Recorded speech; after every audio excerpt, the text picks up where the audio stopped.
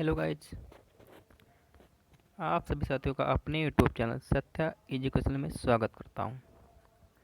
Guys, आज BA third semester paper second पाठचर्या के सिद्धांत के आधार, इसमें हम पाठचर्या के प्रकार पढ़ेंगे। ये पार्ट 2 है और पार्ट 1 में हमने मूल पाठचर्या, बाल आधारित पाठचर्या और शिक्षक आधारित पाठचर्या के बारे में पढ़ चुके हैं। ये क्लास 3 है और पार्ट 2 है। इसमें हम अगले पॉइंट पे बढ़ते हुए इसमें हम 4 पाठचर्याओं के बारे में पढ़ेंगे। एक है विषय आधारित पाठचर्या, दूसरी है मिश्रित पाठचर्या और तीसरी है त्वरित पाठचर्या और चौथी है संवर्धित पाठचर्या, जिसे कहते हैं इनरिच्ड करिकुलम। तो हम विषय आधारित पाठचर्या के बारे में पढ़ेंगे। पहला हमारा है, इस प्रकार के पाठचर्या के निर्माण में किसी विषय वस्तु को केंद्र मानकर पाठचर्या का निर्माण किया जाता है। इसमें जो है विषय आधारित पाठचर्या में हम किसी विषय को केंद्र मानकर इस पाठचर्या का निर्माण करते हैं। विषय आधारित पाठचर्या में बालक की रुचि, विषय पाठचर्या में आधारित पाठचर्या में बालक की रुचि, योग्यताओं, क्षमताओं और आवश्यकताओं को कोई महत्व नहीं दिया जाता है।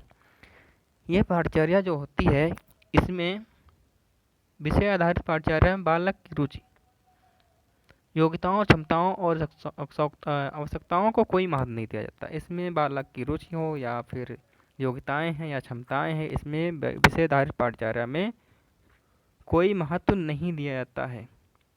इस पाठचर्या में किसी विषय को केंद्र मानकर विषय आधारित पाठचर्या का निर्माण किया जाता है।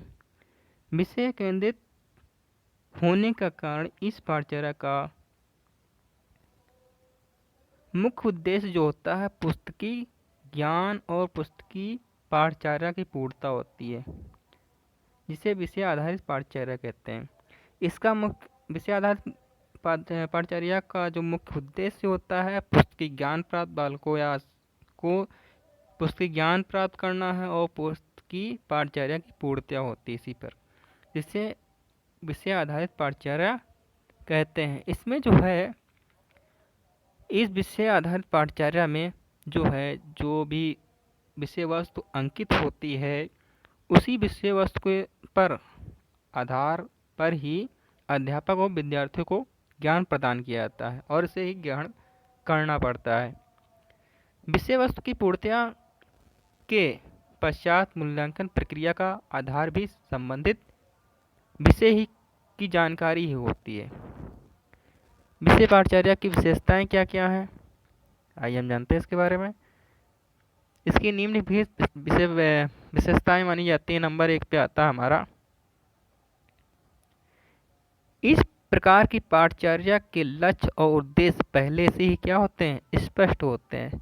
किसी भी विषय वस्तु को हम विषय आधारित पाठचर्या का निर्माण करेंगे तो उसमें क्या है, लक्ष्य और उद्देश्य पहले से क्या होंगे, निर्धारित होंगे कि आपको इस क्लास की पाठ्य पुस्तक आपको पढ़ना है। मतलब कक्षा 3 में है और उसी विषय पर, मतलब उसी में जो कक्षा 3 में जो पुस्तकें होंगी उसी के विषय वस्तु के बारे में पढ़ेंगे ना।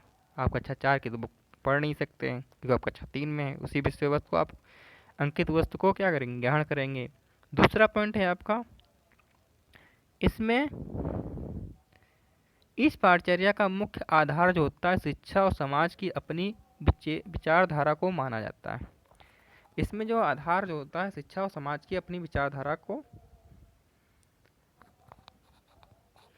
को माना जाता है। और थर्ड पॉइंट है आपका, इस प्रकार की पाठचर्या में ज्ञान और नवीन, इस पाठचर्या में जो होता है ज्ञान और नवीन तथ्यों की कम बद्धता पाई जाती है।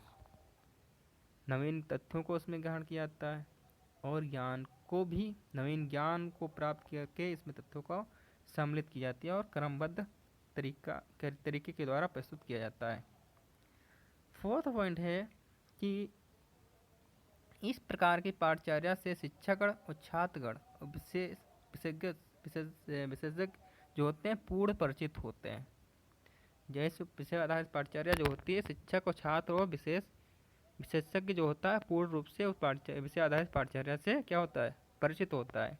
पांचवा पॉइंट है आपका, पाठचर्या की सरलता के कारण इसमें संसाधनों और परिवर्तनों की अधिकता पाई जाती है।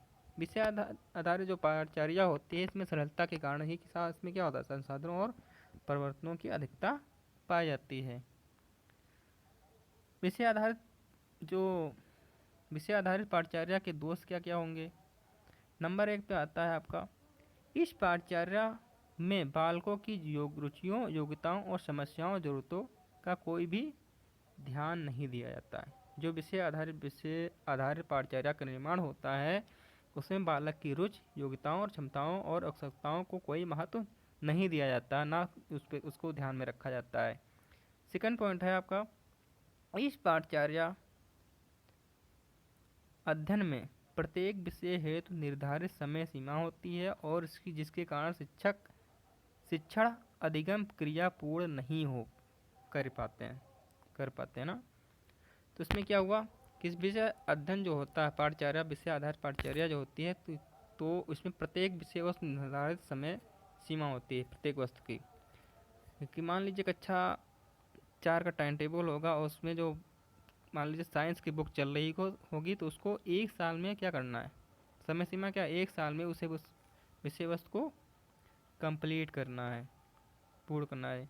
और कभी कभी ऐसा हो जाता है कि शिक्षक उस पाठचर्या विषय वस्तु को पूर्ण नहीं कर पाते, यही बताएगा इसमें। तीसरा पॉइंट है, इस प्रकार के पाठचर्या के माध्यम से बालकों को सैद्धांतिक ज्ञान तो दिया जाता है लेकिन व्यवहारिक ज्ञान नहीं आता है। साइंस की बुक होगी तो सिद्धांत के आधार पर होंगे, उसी सिद्धांत के आधार पर क्या होगा, हर चीज़ को बताया जाएगा और हर सिद्धांत के रूप को ही समझाया जाएगा और उसमें व्यवहारिक ज्ञान प्रदान नहीं किया जाता कि आपको कैसा व्यवहार करना चाहिए, आपको ऐसे किसके साथ कैसे रहना चाहिए, इसका क्या होता है, कुछ नहीं किया जाता है। मतलब व्यवहारिक ज्ञान नहीं प्राप्त होता है बालकों को। चौथा पॉइंट है, इस प्रकार की पाठचर्या जो होती है बालक के चौमुखी विकास को मजबूती प्रदान नहीं करता है। चौमुखी विकास क्या होता है, इसमें शारीरिक होता है, मानसिक होता है, संवेगात्मक विकास होता है, शारीरिक विकास होता है, इस सबको क्या करता है, मजबूती प्रदान नहीं करता है।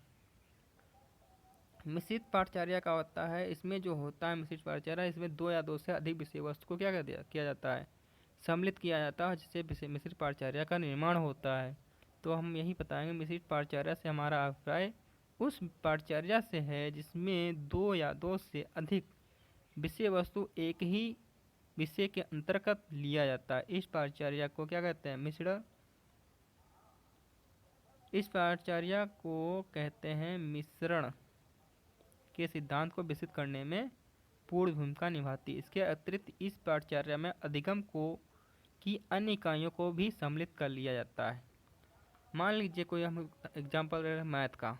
मैथ में क्या होता है, मैथ पाठचर्या में क्या होता है कि उसमें बीजगणित भी होती है, अंकगणित भी होती है, रेखा गणित भी होती है, ज्यामिति भी होती है।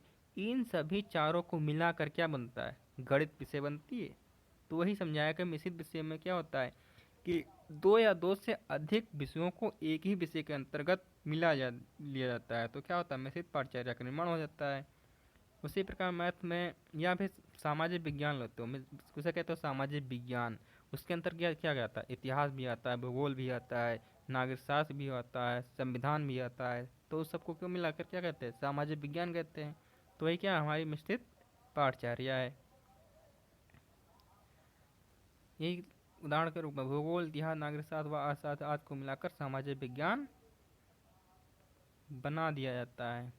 क्या क्या सम्मिलित होता है, भूगोल सम्मिलित होता है, इतिहास, नागरिक शास्त्र, अर्थशास्त्र मिश्रित होता है। इन सबको मिलाकर क्या बनता है, एक पाठचर्या का निर्माण होता है जिसे कहते हैं सामाजिक विज्ञान। भौतिक विज्ञान में रसायन विज्ञान होता है, जीव विज्ञान होता है और सामाजिक विज्ञान होता है। इन सबको मिलाकर क्या बनता है, रसायन विज्ञान कहते हैं इसे। मिश्रित पाठचर्या की विशेषता निम्नलिखित हैं। नंबर 1 पे मिश्रित पाठचर्या बालकों के लिए बोझिल और उबाऊ नहीं होती। इससे जो होता है मिश्रित पाठचर्या में बालक जो होते उबते नहीं हैं और आसानी से समझ जाते हैं। इससे क्या होता है, ज्ञानात्मक प्रभाव उत्पन्न होता है। पॉइंट 2 है, मिश्रित पाठचर्या में कई विषयों को सम्मिलित किया जाता है, की जानकारी दी जाती है और सम्मिलित किया जाता है, अभी बताया मैंने। तीसरा पॉइंट है, मिश्रित से व्यापक क्षेत्रीय पाठचर्याओं का जन्म होता है। फोर्थ पॉइंट है, मिश्रित पाठचर्या में विभिन्न संबंधित विषयों का परस्पर घनिष्ठ संबंध होता है। पांचवा पॉइंट है आपका, इसमें बालकों की ज्ञान अर्जन संबंधी जिज्ञासाएं शांत हो जाती हैं। जो जानने की इच्छाएं होती हैं, जो एक ही पाठचर्या में वो ज्ञान अर्जन संबंधी बालकों की जिज्ञासाएं जो होती हैं, जानने की इच्छा, वो शांत हो जाती हैं। त्वरित पाठचर्या जो होती है, इसमें क्या होता है कि इसमें पाठचर्या को भिन्न भिन्न भागों में बांट दिया जाता है। इसका निर्माण जो होता है घर, निजी, वैकल्पिक विद्यालयों के अनुपालन के लिए किया जाता है। यह व्यक्तिगत पाठ्यक्रम विद्यालय के बच्चों को प्रेरित करने एवं चुनौती देने के लिए किया जाता है। इसके पाठ्यक्रम में जो होता है मुद्रण, श्रवण और डिजिटल माध्यम में उपलब्ध किया जाता है। पाठ्यक्रम को एक अच्छा साथ से बाहर भारत तक के लिए बनाया जाता है। इसके त्वरित पाठचर्या की विशेषताएं क्या क्या हैं? नंबर 1 पे है आपका, इसमें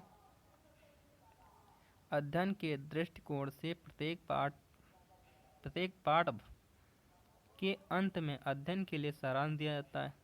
जो चैप्टर खत्म होता है, चैप्टर खत्म होने के बाद क्या जाता है, सारांश दिया जाता है पूरे पाठ का, जिससे बच्चों को संपूर्ण पाठ को आत्मसात करने में सहायता मिलती है, मतलब याद करने में सहायता मिलती है। दूसरा पॉइंट है, इसका प्रमुख उद्देश्य छात्रों में कौशल, गुण एवं चरित्र का विकास करना होता है। तीसरा पॉइंट है, इसके अंतर्गत अध्ययन संपूर्ण सामग्री को छोटी छोटी इकाइयों में बांटकर अध्ययन कराया जाता है। अभी बताया ना कि किसी भी पाठ को छोटे छोटे भागों में बांटकर अध्ययन कराया जाता है बालकों को। संवर्धित पाठचर्या क्या है? इसमें जो है उत्साह, इस पाठचर्या में उत्साह और मनोरंजन को सम्मिलित किया जाता है, जिससे छात्र क्या होते हैं, मनोरंजन के साधन के तौर पर पाठचर्या को अच्छी तरीके से सीखते हैं और समझते हैं। तो पाठचर्या संवर्धन पाठचर्या में उत्साह एवं मनोरंजन का संचार करता है। छात्रों को नियोजित क्रियाओं में योग बनाने एवं प्रेरणा प्रदान करने के लिए पाठचर्या संबंधन जरूरी होता है। यह अधिगम, अनुभव एवं प्रशिक्षण उपागमों को संवर्धित करता है। इसके अंतर्गत प्रत्येक अधिगम को अद्वितीय मानते हैं। इसके द्वारा अधिगम अत्यंत सरल हो जाता है। जब इसमें इस पाठचर्या में मनोरंजन और उत्साह सम्मिलित किया जाता है, तो ये पाठचर्या क्या हो जाती है, अत्यंत सरल हो जाती है और समझने और सीखने में सहायता प्रदान करती है। तो विशेषकर उस स्थिति में वह मनोरंजन के साथ अधिगम करता है, इसके साथ मनोरंजन अधिक अर्थपूर्ण हो जाता है। यहाँ पर क्या होता है, मनोरंजन को अधिक महत्व दिया जाता है। संबंधित पाठचर्या की विशेषताएं क्या क्या हैं? नंबर 1 पे है, इस पाठचर्या की द्वारा सामूहिक रूप से अध्ययन करने के लिए प्रेरित किया जाता है। सामूहिक रूप से मतलब समूह में एक बालक का समूह बनाया जाता है, जिसमें 10 से 12 लोग होते हैं। उसमें उसको पाठचर्या से सीखने के तौर पे उसे प्रेरित किया जाता है। दूसरा पॉइंट है, पाठचर्या के संपादन में अध्यापक एक मुख्य कड़ी के रूप में कार्य करता है। इसमें जो है, जब अध्यापक और बालक के बीच में या छात्र के बीच में क्रियाएं होती हैं सीखने और सिखाने की, तो उसके बीच में जो होता है अध्यापक मुख्य कड़ी वहाँ पर बनता है। थर्ड पॉइंट है, इस प्रकार की पाठचर्या में रुचि और मनोरंजन का समावेशन होता है। समर्थित पाठचर्या में मनोरंजन और रुचि का समावेशन किया जाता है। फोर्थ पॉइंट है आपका, इसका निर्माण सामान्य और विशिष्ट बालकों को ध्यान में रखा जाता है। इसमें जो होता है सामान्य और विशिष्ट बालक को साथ में को ध्यान में रखकर उसके क्या क्या विशेषताएं होनी चाहिए, क्या क्या उनको सीखने में मदद मिलनी चाहिए, क्या उसके समस्याएं, उसको सभी तौर पे जब पाठचर्या का निर्माण किया जाता है तो सभी सामान्य विशिष्ट बालकों को की समस्याओं को ध्यान में रखकर इस पाठचर्या का निर्माण किया जाता है।